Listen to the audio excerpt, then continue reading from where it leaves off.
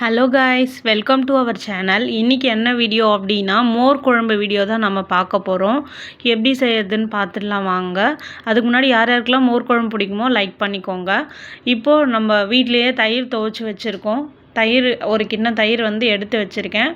இதுக்கு கருவேப்பிலை, கொத்தமல்லி கொஞ்சமாக, 2 பச்சை மிளகா, கட்டவல் சைஸ் இஞ்சி, 1 டேபிள் ஸ்பூன் துவரம்பருப்பு, 1 டேபிள் ஸ்பூன் பச்சரிசி துவரம்பருப்பை நல்லா கழுவிட்டு ஊற வச்சுக்கோங்க. நல்லா ஒரு மணி நேரம் இல்லை அரை மணி நேரம் நல்லா ஊறட்டும். இப்போ நம்ம தயிரை நல்லா மசிச்சு எடுத்துக்கலாம். நீங்கள் வீட்டில் எந்த மாதிரி மோர் குழம்பு வைப்பீங்க அப்படின்றத சொல்லுங்கள். தயிர் நல்லா மோர் சிலிப்பி வச்சு நல்லா சிலிப்பி எடுத்துக்கோங்க. இதே மாதிரியே நல்லா கெட்டிப்படாமல் நல்லா பீட் பண்ணுங்கள். தயிரை எந்த அளவு உங்களால் பீட் பண்ண முடியுமோ அந்த அளவு பீட் பண்ணி எடுத்து வச்சுக்கோங்க.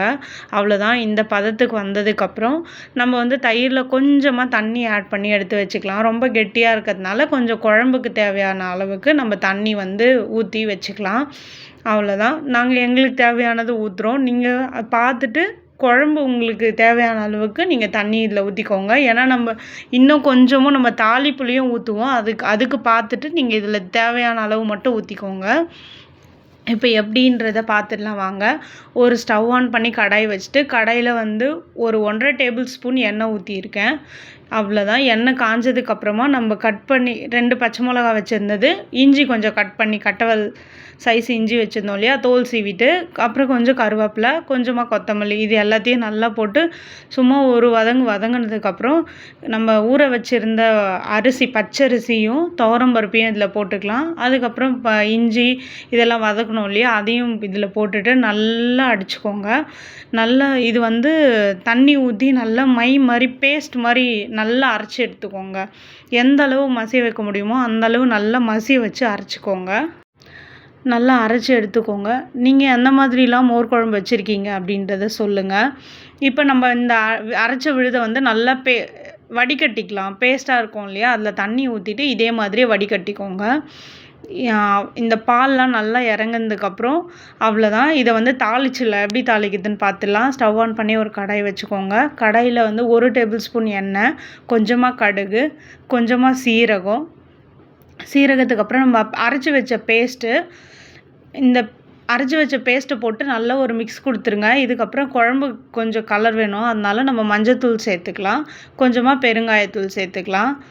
அப்புறமா கருவேப்பிலை, கொத்தமல்லி போட்டுக்கோங்க. போட்டுட்டு நல்லா மிக்ஸ் பண்ணி விட்டுருங்க. இந்த ஸ்டேஜில் கல்லுப்பு, அதுக்கப்புறம் நம்ம இதுலேயும் கொஞ்சம் தேவையான அளவு, ஏன்னா இது கொதிச்சுதுன்னா நம்ம பருப்பு அரிசிலாம் சேர்த்துருக்கோம் இல்லையா, நல்லா கெட்டியாகும். அதனால் அதுக்காக இது நல்லா கொதிச்சு கெட்டியாகி அடி பிடிக்கக்கூடாதுன்றதுக்காக இதில் தண்ணி எந்த அளவுக்கு இதை நீங்கள் கைவிடாமல் கலர்றீங்களோ அந்த அளவுக்கு குழம்பு நல்லாயிருக்கும். நீங்கள் கைவிடாமல் கலரிட்டே இருக்கணும். இந்த பதம் வந்ததுக்கப்புறம் நம்மளுக்கு குழம்பு ரெடி. அடுப்பு ஆஃப் பண்ணிக்கலாம். கருவேப்பிலை, கொத்தமல்லி தூவி இறக்கி வச்சுட்டு நம்ம கடாயில் தாளித்தோம் இல்லையா, அதை நல்லா ஆறுனதுக்கப்புறம் நம்ம அடித்து வச்ச மோரில் இதை கலந்துக்கலாம். அவ்வளோதான். இது நல்லா கலந்து விட்டுருக்கோங்க. குழம்புக்கு தேவையான உப்பு இந்த ஸ்டேஜில் பார்த்துக்கோங்க. இப்போ நம்ம வடையும் போட்டாச்சு. உளுந்த வடை தான். உளுந்த வடையும் போட்டு எடுத்தாச்சு. இதை அப்படியே ஒன்று ஒன்றா நம்ம மோர் குழம்புல போட்டுக்கலாம். வடை வேணும்னாலும் செப்பரேட் வீடியோ இருக்குது, நம்ம சேனலில் போயிட்டு பாருங்கள். இது அப்படியே மோர் குழம்புல போட்டு ஊறிச்சின்னா நம்மளோட மோர் குழம்பு ரெடி ஆயிடுச்சு. ரொம்ப டேஸ்ட்டாக இருக்கும். கண்டிப்பாக ஒரு வாட்டி நீங்கள் ட்ரை பண்ணுங்கள். நாங்கள் என்ஜாய் பண்ணோம், நீங்களும் என்ஜாய் பண்ணுவீங்கன்னு நினைக்கிறேன். வெண்டைக்காய், வாழைக்காய் ரெண்டுமே செப்பரேட் வீடியோவாக நம்ம சேனலில் இருக்குது. நம்ம சேனல் பிடிச்சிருந்துன்னா சப்ஸ்கிரைப் பண்ணிக்கோங்க.